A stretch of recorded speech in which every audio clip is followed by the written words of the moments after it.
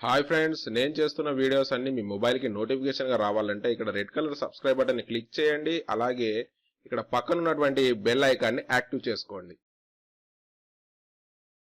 Hi viewers, ఈ వీడియోలో మనం 2024 నోబెల్ బహుమతుల విజేతల గురించి నేర్చుకుందాం. అంతేకాకుండా దయచేసి ఒక చిన్న రిక్వెస్ట్ ఏంటంటే వీడియోను పూర్తిగా చూడండి, అలాగే మన ఛానల్ని సబ్స్క్రైబ్ చేయండి. మనిషి ఆరోగ్యకరమైన జీవనానికి మూల స్తంభాలైన ప్రోటీన్ డిజైన్లు, వాటి పనితీరుపై విశేష పరిశోధనలు చేసిన ముగ్గురు శాస్త్రవేత్తలకు ఈ సంవత్సరం రసాయన శాస్త్ర విభాగంలో నోబెల్ అవార్డు వరించింది. ప్రోటీన్లపై పరిశోధనకు గాను శాస్త్రవేత్తలు డేవిడ్ బేకర్, డేమిస్ హసబిస్, జాన్ జంపర్లకు 2024 ఏడాది కెమిస్ట్రీ నోబెల్ ఇస్తున్నట్లు కెమిస్ట్రీ నోబెల్ కమిటీ సారథి హేనర్లింక్ ప్రకటించడం జరిగింది. పురస్కారంతో పాటు ఇచ్చే దాదాపు 8.4 కోట్ల నగదు బహుమతిలో సగం మొత్తాన్ని బేకర్ కు అందజేయనున్నారు. మిగతా సగాన్ని అసబిస్, జాన్ జంపర్లు సమానంగా పంచుకోనున్నారు. ఇందులో మనం మెయిన్ గా గుర్తుంచుకోవాల్సిన విషయం ఏంటంటే రసాయన శాస్త్రంలో ముగ్గురు శాస్త్రవేత్తలకు నోబెల్ అవార్డు వరించిందని చెప్పి మనం గుర్తుంచుకోవాల్సి ఉంటుంది. అర్థశాస్త్రంలో విశేష కృషి చేసిన ముగ్గురికి నోబెల్ బహుమతి వరించింది. Daron Acemoglu, Simon Johnson, James A రాబిన్సన్లకు 2024 అర్థశాస్త్రంలో నోబెల్ బహుమతి లభించినట్లు Royal Swedish Academy of Sciences వెల్లడించింది. వీరు సంస్థలు ఏ విధంగా ఏర్పాటవుతాయి, అవి ప్రజా శ్రేయస్సును ఎలా ప్రభావితం చేస్తాయనే అంశం మీద చేసిన పరిశోధనలకు ఈ బహుమతి లభించింది. ప్రపంచంలోనే అత్యంత ప్రతిష్టాత్మకమైన నోబెల్ ప్రైజ్ ఆల్ఫ్రెడ్ నోబెల్ పేరు మీదుగా వివిధ రంగాల్లో చేసిన విశిష్ట సేవలకు గుర్తింపుగా అందిస్తారు. ఈ బహుమతులను ప్రతి ఏటా డిసెంబర్ 10వ తేదీన గ్రహీతలకు అందిస్తారు. ఇందులో మనం మెయిన్ గా గుర్తుంచుకోవాల్సిన విషయం ఏంటంటే అర్థశాస్త్రంలో ముగ్గురికి నోబెల్ పురస్కారాలు లభించాయని చెప్పి మనం గుర్తుంచుకోవాలి. ఒకరు ఎవరనంటే డారన్ ఆసమోగ్లే, సైమన్ జాన్సన్, జేమ్స్ ఏ రాబిన్సన్లు. వీరికి అర్థశాస్త్రంలో నోబెల్ బహుమతి లభించిందని చెప్పి మనం గుర్తుంచుకోవాల్సి ఉంటుంది. దక్షిణ కొరియా రచయిత్రి హాంకాంగ్ కు సాహిత్యంలో 2024 ఏడాదికి గాను నోబెల్ పురస్కారం దక్కింది. మానవ జీవితపు దుర్బలత్వాన్ని, చారిత్రక విషాదాలను తన గద్య కవిత్వంలో కళ్లకు కట్టించిన కృషికి గాను స్వీడన్ నోబెల్ కమిటీ అక్టోబర్ 10వ తేదీన నోబెల్ పురస్కారం ప్రకటించింది.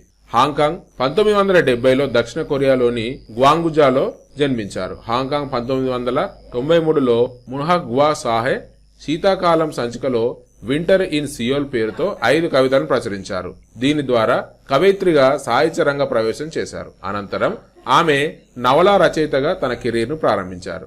హాంకాంగ్ ఈ అవార్డు గెలుచుకున్న తొలి ఆసియన్ మహిళగా, రెండో దక్షిణ కొరియా వ్యక్తిగా చరిత్ర సృష్టించారు. గతంలో దక్షిణ కొరియా మాజీ అధ్యక్షుడు కిమ్ ద్వాయ్ జంగు 2000 సంవత్సరంలో నోబెల్ పీస్ ప్రైజ్ దక్కింది. దక్షిణ కొరియా సంస్కృతి క్రమంగా అంతర్జాతీయంగా ప్రభావం చూపుతున్న తరుణంలో ఆమెకు ఈ అవార్డు, ఆమె రచనలు గతంలోనూ అంతర్జాతీయ అవార్డులు హాంకాంగ్ కు 2016లో ది వెజిటేరియన్ రచనకు గాను అంతర్జాతీయ బ్రూకర్ ప్రైజ్ కూడా లభించింది.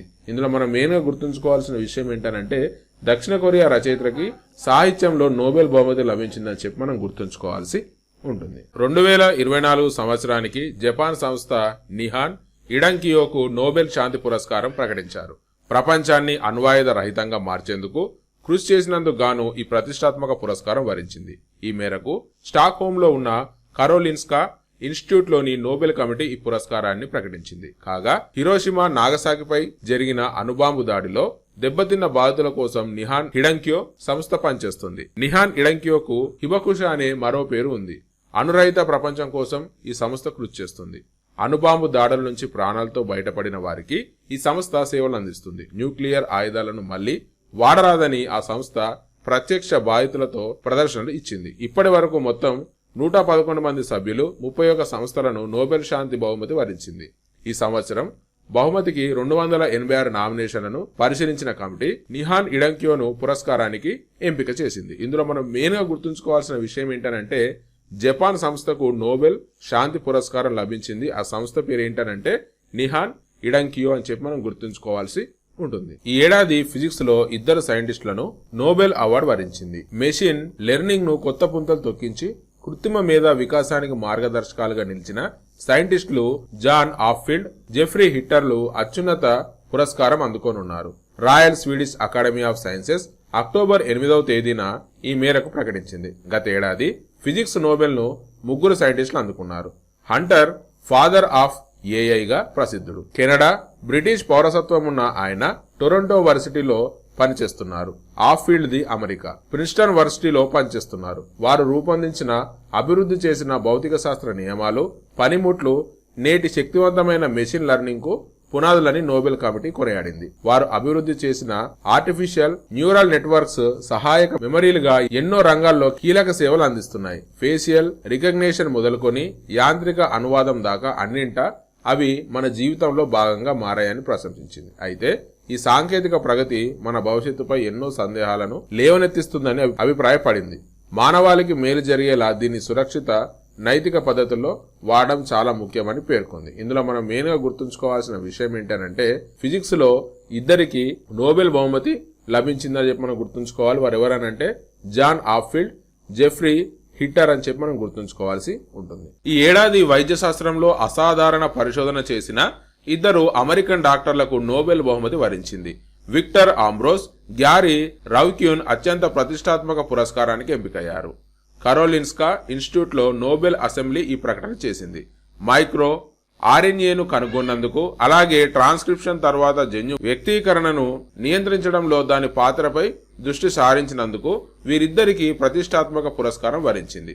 ఇప్పటి వరకు వైద్య శాస్త్రంలో 227 మంది నోబెల్ బహుమతి అందుకున్నారు. ఆల్ఫ్రెడ్ నోబెల్ వర్ధంతి రోజైన డిసెంబర్ 10వ తేదీన గ్రహీతలకు బహుమతితో పాటు $1,00,000 అందించనున్నారు. ఇందులో మనం మెయిన్ గా గుర్తుంచుకోవాల్సిన విషయం ఏంటంటే, వైద్య శాస్త్రంలో ఇద్దరికి నోబెల్ బహుమతి లభించడం జరిగింది. అందులో ఒకరు విక్టర్ ఆంబ్రోస్, రెండో వ్యక్తి గ్యారీ రౌకిన్. మీకు కనుక ఈ వీడియో నచ్చినట్టయితే దయచేసి లైక్ చేయండి, షేర్ చేయండి, సబ్స్క్రైబ్ చేయండి. అంతేకాకుండా మీ అమూల్యమైనటువంటి సలహాలు, సూచనలను కింద కామెంట్ బాక్స్ ఉంటుంది, కామెంట్స్ రూపంలో నాతో షేర్ చేసుకోండి. థ్యాంక్ యూ అండ్ జై హింద్.